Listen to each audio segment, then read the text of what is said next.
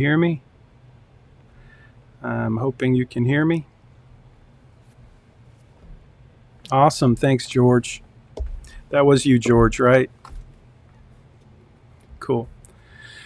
Welcome, everyone. This is being recorded. I'm recording it in Zoom, but I'm also hopefully live streaming to YouTube. If anybody wants to jump out to our YouTube channel and just confirm that that's happening, that would be awesome. We'll wait and give everybody a minute to join. And again, for those of you who aren't with us today, but you're watching in YouTube or on our Facebook page, welcome. I'm sorry you couldn't be with us in person, kind of, sort of, in person. And for those of you who are actually here with me now, I want to welcome you. I hope you had a great week. I hope you're having a great week.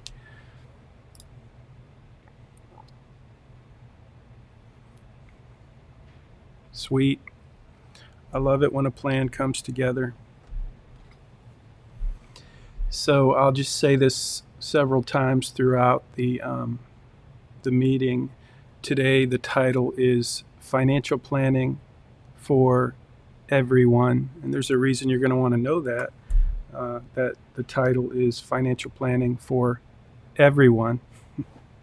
So I'm not going to go any deeper into that explanation. For those of you who are here, you may want to make a mental note that the key word is everyone. Financial planning for everyone. It's a quiz question. It's actually a quiz question that I didn't construct very well because, well, you may see why, you may not. But if you're here and you're waiting for us to get started, that's your bonus points for being here on time. And if you're watching it on YouTube, that's great too. You'll hear what I just said because it's not really a secret. Well, it's actually me figuring out a workaround. So I found out I made a bad question. It had the wrong answer. The right answer is everyone. And you'll see that in your quiz. Hey, Erica. Are you in California?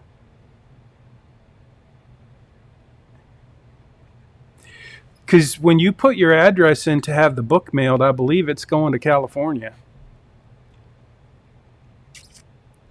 Yeah, I'm pretty sure it was you. My wife showed me the list. She's taking boxes of books to the post office. So if it happens to go to California, you're just going to have to pick. You live in California, right?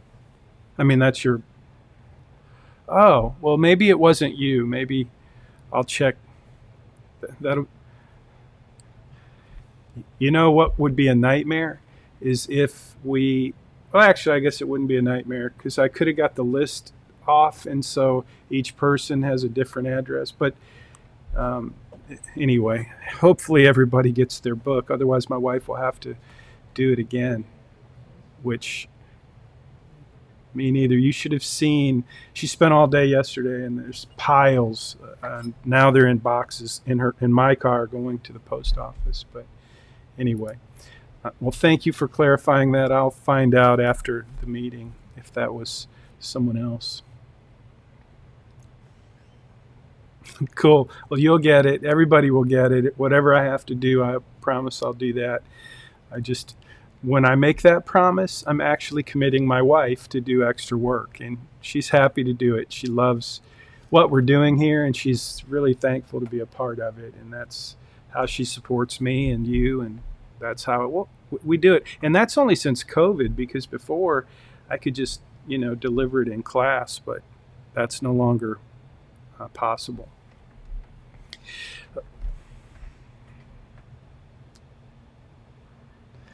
Yes, especially small independent businesses. And this is this is definitely a business. But it's also my passion, and that's what I'm going to talk about a little bit today. So I'm going to try to let everybody in. It is now 5 minutes after, so technically we can get started. I'm going to try and, if anybody joins just right now, I'm going to let them in. We have 32 folks here. That's not bad. I'm finding that a lot of you are discovering that you can watch it on YouTube.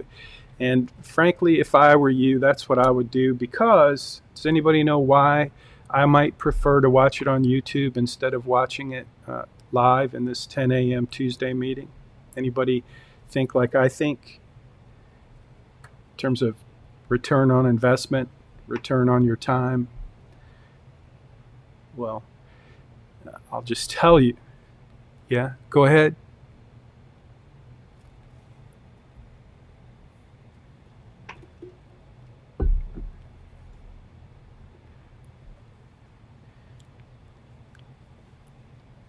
Yeah, like you could fast forward through the very beginning. Of course, you'd miss that little bonus about the key word, everyone. But the other thing is, Erica, is you can, in YouTube, if you're watching it after, not live, but after, you can hit the little gear and you can watch it at twice the speed. And I'm convinced that anyone out there can listen twice as fast as I can talk. So if it were me, that's how I would do it. I would not be on this call. I would be watching it later, after it's processed on YouTube, and then I would hit that little icon, that little gear, and I would go into double speed, because that's how I am. I wouldn't really enjoy watching a full long hour, but I appreciate that we're going to cover some things that you may want to hear, and I'm going to answer any questions you have about assignments and what's coming. So it's a good idea to be here. This takes the place of us being in class together. So thank you again. Welcome. Let's get started. So I want to let everybody know, if you didn't hear that the books have been mailed. If you missed it, you'll want to go to the website and click on Mail My Book. And if you don't know how to do that, you might want to ask someone in GroupMe. But that's what's happening. So I want to tell you a little bit about the book you're going to receive and why it's our textbook, and why this week in particular it's an important, you'll be reading sections from Make Your Money Count in this week's assignment. And so my wife says, I've written 3 books, but this one is the one she says is the pretty one. And it is pretty. I think it's very pretty. I hired someone who had a lot of creativity, and she did a beautiful job on the cover. But you're going to get a copy of the book, and you're going to get a copy of the blueprint. And so I'm going to talk a little bit about that today to set the table for your assignment, which is basically financial planning for everyone. And my goal in this assignment, in this lesson, in this week, is for us to have a dialogue. Early in the semester, I asked the question, what is financial planning? How would you answer that question? What is a financial plan? What is financial planning? How does it work? Why does it matter? And so I've received, over the years, I've asked that question to, I don't know, hundreds, maybe thousands of people, including financial professionals. And what I've come to believe is that we all have a little bit different idea of what it means to have a financial plan. So what a financial plan is, the definition is very different for each of us. So I'm going to talk about that this week. This week is really focused on us getting on the same page about what a financial plan is, how it works, and why it can be a tremendous resource in your life. So again, the title is basically Financial Planning for Everyone. And the book is Make Your Money Count. The subtitle is Connecting Your Resources to What Matters Most. So we'll talk about that for a minute. When I was in college, I read 3 books that were really significant to me. One of them was by this man, Dr. Stephen Covey. And the title of the book was 7 Habits of Highly Effective People. And there's so many stories I could tell you that came from the ideas that I learned about in his book, 7 Habits. Now, Dr. Covey has passed, but I'll tell you this, that one of the highlights of my professional life is the day that I got word back that Dr. Covey and his team had agreed to endorse Make Your Money Count. So if you've ever written a book and asked people to tell you what they think of it, and then if you set your sights, and I did set my sights on some individual people that I really wanted to take a look at, Make Your Money Count, and tell me what they thought and commit to writing an endorsement. And Dr. Covey's endorsement is on the back of the book, and you'll see that along with several other leaders. And so I just remember how moved I was when Dr. Covey agreed to do what he did for me. And so there's his words. He says, "This very useful book beautifully demonstrates the law of the harvest. It's only through planning and preparing financially that you can free yourself from the worry, fear, and regret that accompany a drought." And these words, I think, just epitomize my understanding of his philosophy. He says, by proactively choosing to leave a legacy of faith, love, and financial freedom, you become more than what you are. I remember the first time I read those words, and I thought, in my heart, I thought, man, this man, he really gets it. He, I asked him to do me a favor. He read the manuscript, and he gave these words of affirmation. But they were, for me, he and I have a very different philosophy about life when it comes to certain things. He's a Mormon. I'm a Christian, but his writings just were so helpful to me. And so anyway, there's his words, his quote, and I say that, I share that with you, and I share it with a lot of people, because it's one thing for me to say, hey, I wrote this book, it's really good, you should read it, and it will help you. I believe that. That's why I wrote it. It took a long time. It was a lot of work. This book came from stories of people who I had the privilege of working with once I became a certified financial planner. And I was trying to figure out, how does this process work? Not how does it work from a practitioner's perspective, but how does it work in real life for people who take these principles and this process, quote, air quotes, this process of financial planning and actually implement the principles and the process in their life. What does that look like? And so when I wrote Make Your Money Count, it was because I was passionate and searching and seeking for a process.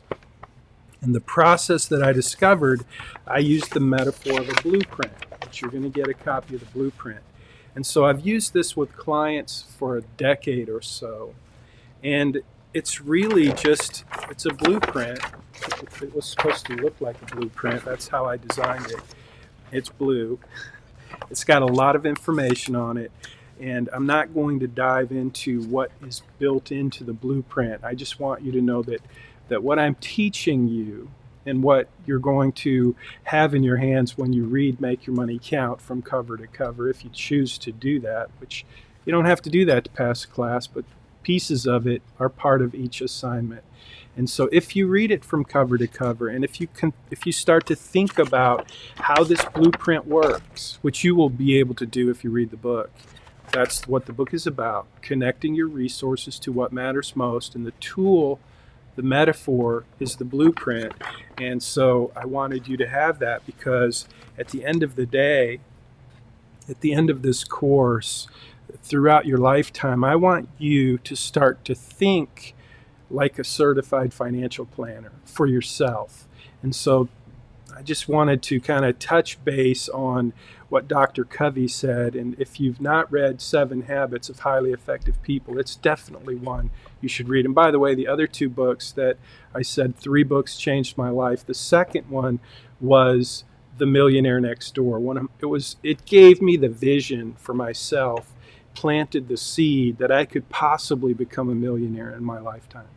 And so that was long before I started to practice any of the principles. It just planted the seed, which is what inspired me to plant the seed for you, that you can become a millionaire by the time you're 50. And it's really not that hard if you just take the basic steps. So Dr. Covey, I feel like I owe him a great debt. It's funny, I didn't know Dr. Covey. I had been teaching Dave Ramsey's material in my church for 10 years. I've been selling his product. And I asked him to consider endorsing the book, and he was too busy. And so, it meant even that much more. I really expected that Dave would do me a favor because I'd been basically working for him for free for a long time. But he couldn't work that out. So, yeah, maybe I still have a wee little resentment. I don't know. But anyway, that's, Dr. Covey took the time. It's a huge thing. If somebody ever asks you to endorse a book, before you put your name on it, you better read it. You better make sure that it's quality. And so one of the highlights, again, of my professional life. Another leader who endorsed it, I think this man is just one of the best leaders. If you've never read The 1 Minute Manager, Ken Blanchard, a business leader, a really great business coach, he wrote that book, co-authored it. He's co-authored many books that were really helpful. I've read most of his books, but The 1 Minute Manager is a great little read. If you haven't read it, it will probably teach you more in a few, it's a short read, but it's very helpful. So here's what Ken Blanchard said that really helped me realize that, what I was trying to do with the blueprint, it in the book, it really hit home. He said, Make Your Money Count stands out from other guides on money management because it drives home an important truth. Clarifying your purpose in life is the essential element in financial planning. So I want you just to think about that, because as we go forward through the semester, that's really, when we talk about the 3 laws of personal finance, the third law is the law of purpose and commitment. And so that's why that's one of the 3 laws, is because it is the essential element in financial planning. If you don't know why you're doing what you're doing, if you don't know why your spending plan or your budget or your financial decisions are a priority, if you don't know why, if your purpose isn't clear, you're going to lack direction. But if you're clear about your purpose, it's going to give you a tremendous amount of inspiration, motivation, and clarity around everything you do regarding your financial decisions. So I really appreciated that he said that clarifying your purpose in life is the essential element in financial planning. And the book offers an excellent blueprint for success and provides easy to follow steps that will align your money with your best intentions and put your finances in divine order.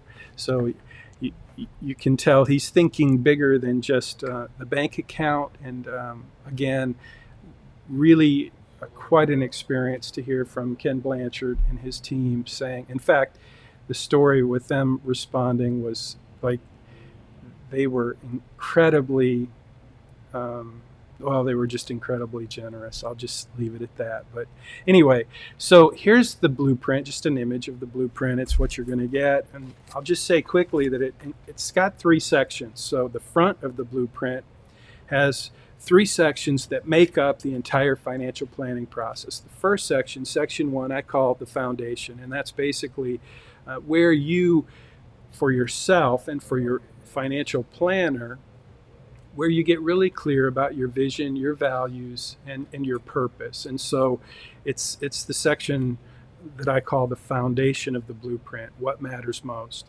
When you know what matters most, and if I'm your financial planner, and I know what matters most to you, do you think I will have the opportunity or the ability to do a better job helping you create a financial plan? I mean, that's the whole point. That's the key thing. That's why it's the foundation and the blueprint. Then section 2 up there is your current financial position. I call it a fearless financial inventory. And that's where, if you're going to work if you're going to build a financial plan for yourself, or if you're going to work with a planner, it's really important that you have all of your resources lined out, like all of the money that you have in every account, all of the debt that you have in every credit card, student loan, mortgage, all of that has to be kind of assembled in a way that shows you a very clear snapshot of your financial life. And that's what section 2 really is. It's a place for me when I sit down with a client or a prospective client and I just start taking notes. I want to know where all your money is. I want to know every debt you have. I want to know if you're going to inherit money. I want to know if you have a business. I want to know if you've got an IRA, a Roth IRA, a 401k. All of that is part of the fearless financial inventory. And so that's what I call the framework in the blueprint. And if you think about it, a blueprint is nothing more than kind of an image, a plan, but a blueprint, a real blueprint, has all of the little measurements and pieces and parts so that when you go to the Home Depot or Lowe's to buy all the material, you know exactly how many 2x4s you need, you know how much insulation you need, you know all of the materials you're going to need to build your dream house. And that's what you're going to need when you start to build your financial future. You're going to want to know what resources you have available and how many liabilities you have. And so the blueprint and what we're going to do together this semester, using a digital blueprint, using your financial planning portal, which we're going to jump into in the lessons ahead. For you to do that, for you to build that kind of plan, it requires you to have some thoughtful inputs based on some very likely expectations for your own life. So, for example, how much are you going to make? That was one of the things I asked you to do a couple weeks ago, is do a little research so that you can be more clear about what's likely for you to have as an income. What is the likely income for your major? And so that's an important piece, an important input in this process. And so that's part of your homework for this whole semester. That's going to be an important part of the capstone assignment, which will be a big part of your grade. So another thing is, you know, some of you have a really good idea of what expenses are facing you as you become more and more independent.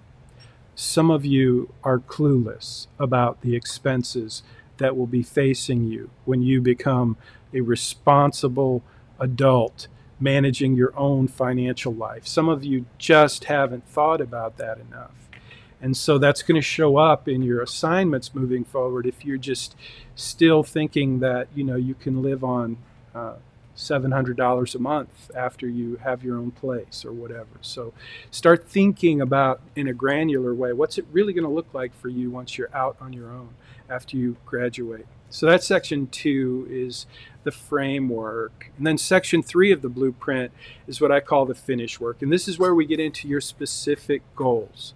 Because the goals that you define for yourself,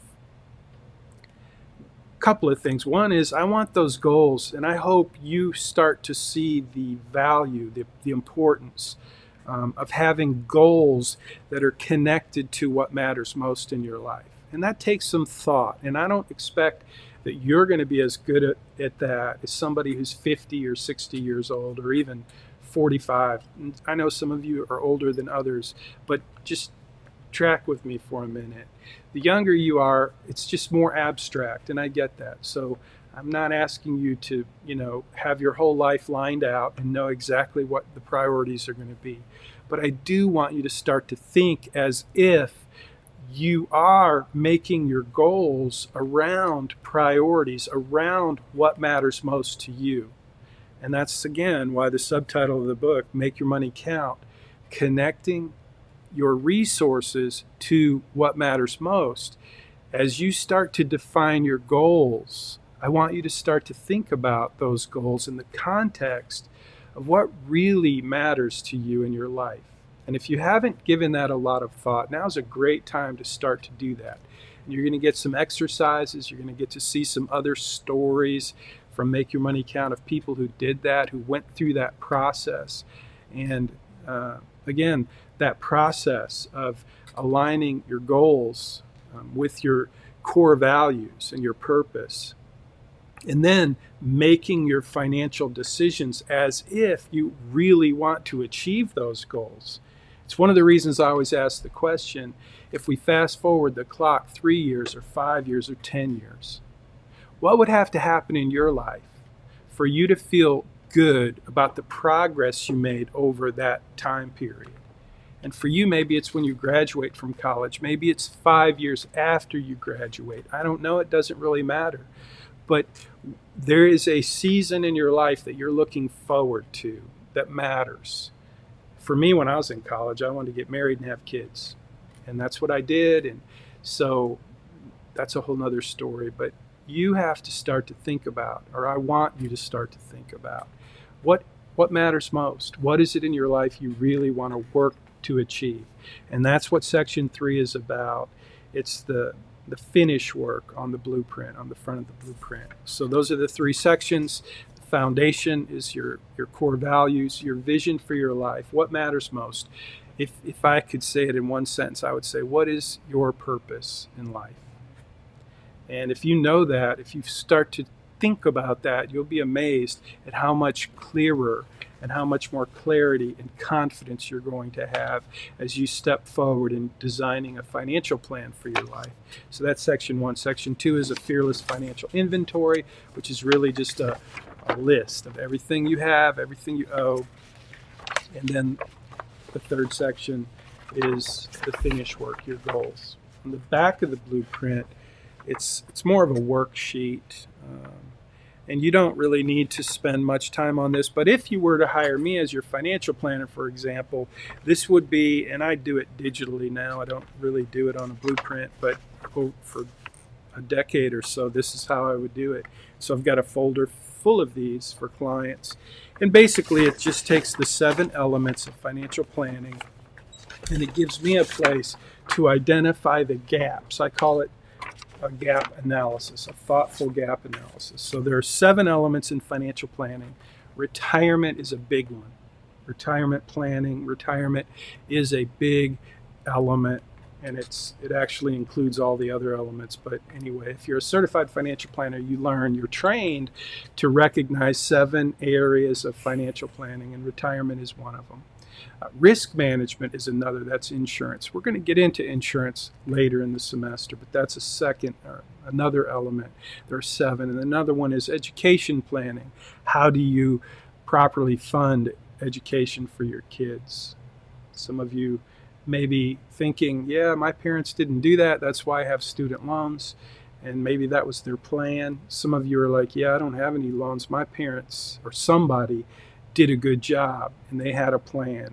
And so that's another big element. So retirement, risk management or insurance, education planning, and then a big one, my favorite, is tax planning. That's another big one, and it affects so many things in a financial plan. And then there's investment planning, which is a huge part, and we're going to spend a lot of time this semester on investment. So investment planning is one of the 7 elements of financial planning that would be in the back of the blueprint as far as the worksheet. And then there's cash flow management. Cash flow really affects think about it.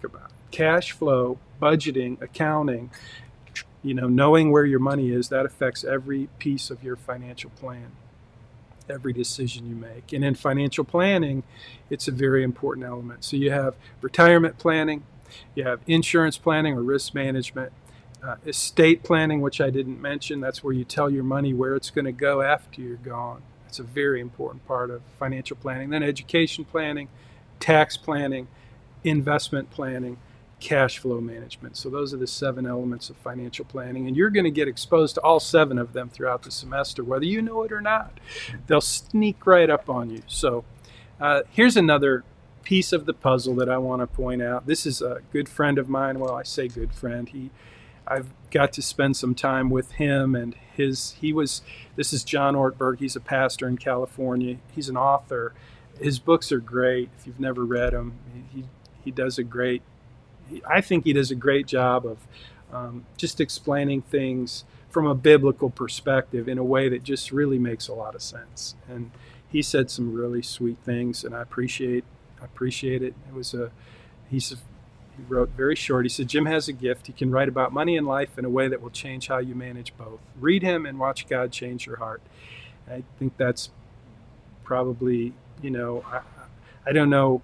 I try in this course to not, I try to be very careful when I talk about anything that could come close to religion or God or faith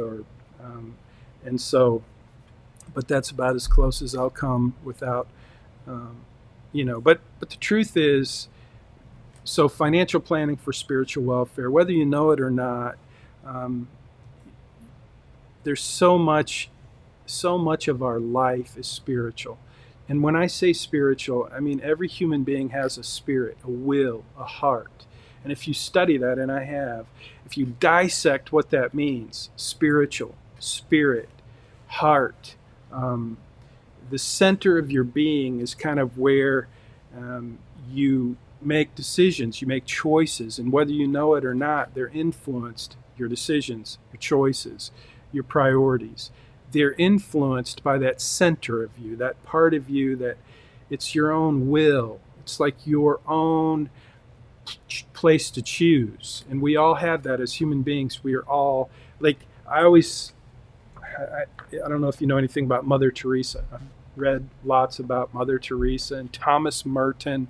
He was he made being a monk very popular. Anyway, I've read because I'm interested in it, but I also love Dr. Phil, believe it or not. He's a great thinker. He wrote a book called Life Strategies. And so all of these people, when I read and I learn and I want to know, how does life work? How does life work? And if we're going to figure out a way to make life work better, which is what I'm trying to do as a financial planner, how do we make life work better? Well, you just can't avoid the reality that we have this spiritual component. So whatever you believe, you believe. And whatever you come to believe, which in my opinion means you have a paradigm shift because you learn something new that changes what you thought or believed before.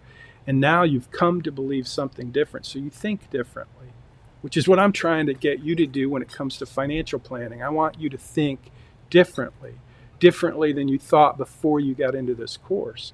So that's a spiritual piece of maneuvering, really, in my opinion. And so I do hope that the stories I tell and the way that I tell them, I hope they shift the way you think and what you believe. I hope you come to believe that financial planning is for everyone, including you, which is the whole point of this semester. I want to teach you how to become a millionaire by the time you're 50, which is not a big deal. It's not hard if you just do the basic things. But I know that we don't do the basic, simple, easy things that can lead us to a better place because stuff gets in the way. And that stuff that gets in the way sometimes has to do with that deep will or spirit or the part of us that chooses, I want what I want. And sometimes what I say I want and what I really want are two different things. And only I know the difference. So I have to wrestle with that. And so do you, which is why having a spending plan comes in real handy. And wrestling with your motivations and understanding them comes in really handy. So I hope you learn some of that as you read the stories you're going to read this week in your assignment. Also, just wanted to point out the title of this book, Make Your Money Count, Connecting Your Resources to What Matters Most. Another one of my books is What Matters Most. It's for financial professionals who don't really know how to use this approach. So it's just another book. If you're interested in pursuing or even considering a future, a career as a financial consultant or a counselor or a coach. And I'm not just talking about a financial professional. Think about it. How much stress in life comes from finances? How much stress could be avoided if people had just a basic, good understanding of how financial planning worked?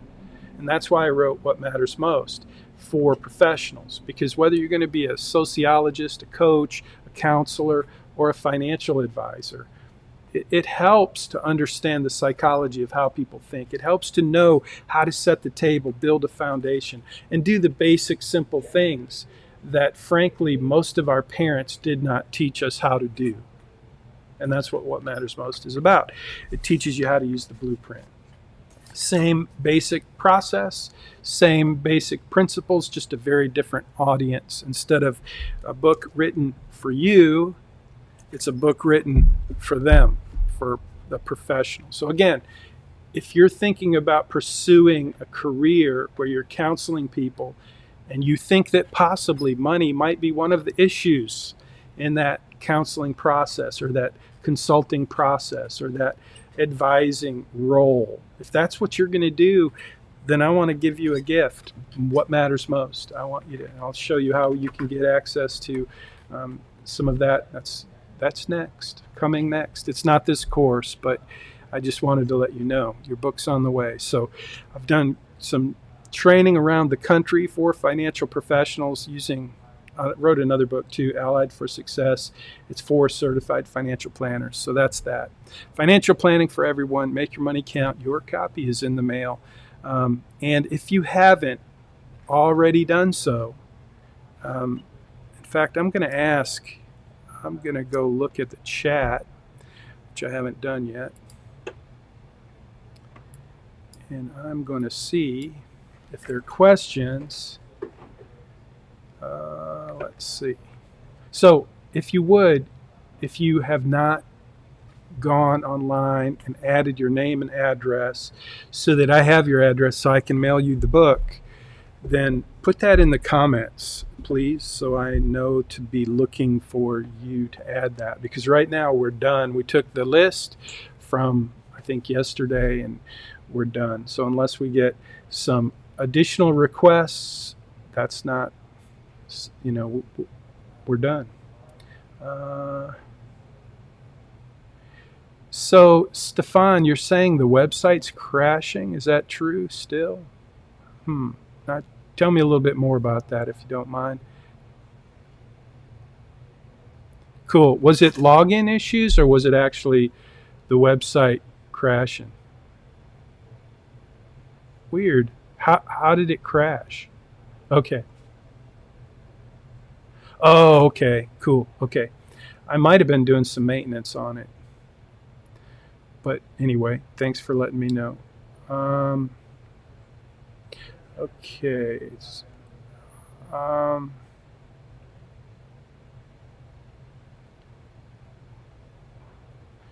Says, oh, Alexandra wants, what? Alexandra, are you in, Alexandra? How did she?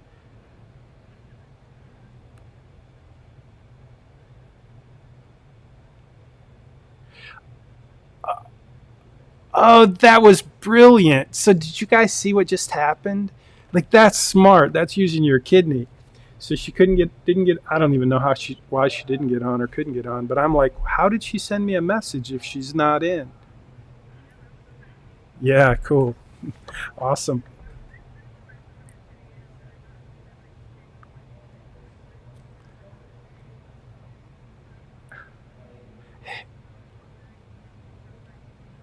Perfect. Smart. Way to go. You bet. Sorry it took me so long. That's, happy to do that, but if I look at these chats while I'm talking, I get really distracted. So anyway, yeah, thanks. I'm in the chat now, though, so we're about done. In fact, we are done. I just wanted, we're not quite done. I want to talk about this coming week's assignments. It's assignment, singular. And I want to answer any questions you have. So now's a great time for you to pop in a question, and I'll answer it. And I'll stay as long as it takes to do that. While I'm waiting for you to populate your questions, let me tell you about this week's assignment. So this week, it's all about financial planning. You're going to read not that much. It took me about 15 minutes to read it. It took me at least 20 minutes to write it. Somebody's not on. Stefan, will you put yourself on mute, or I'll mute you? No problem. So, yeah, you're going to have some reading assignment and Make Your Money Count. It's not a big deal. It's not much, but it will set the table for the assignment that you're going to do, which is a parental interview. So I want you to reflect a little bit about your first memories of money. One of the things I always do when I meet with somebody is I ask them some questions. And some of the questions are more interesting than others. And one of the questions that's the most interesting, at least to me, and it seems to, I can't even explain why, but I'll ask the question, when you think about money, like, what's the first memory that you have? And so, I'm going to ask you to think about that. And one of the things you'll read this week is first memories of money. You'll read some stories about people who shared their first memory of money, and then I'll tell you a little bit in the article about how those first memories of money become a very interesting and helpful resource for not just me as a planner, although they are helpful for me as a financial planner, because if I know what your schema is, if I know what your life story is, if I know how you started to think about money when you were very, very young, that tells me a ton about you and how you probably still think about money. And it then becomes, a lot of times, it becomes a resource for you because you haven't really thought about it like that before, and you don't really see the connection between some of your early childhood experiences and how they developed your way of thinking and acting and behaving around money. And so it's just an interesting psychological experiment. It's really not an experiment. It's just a way to get to know people, is the way I started to do it. But over time, it became a really telling, helpful piece of the discovery process. So all that to say, I'm going to ask you to do that discovery process yourself and share a little bit about your first memory of money, whether it was your first time you got a paycheck, first job, mowing yards, or helping your family in the family business, or maybe it was the tooth fairy, you lost a tooth, you got, or your birthday, I don't really know, but I want you to think back to your earliest memories of money. Just share a little bit about that. And I did that for you in the assignment this week.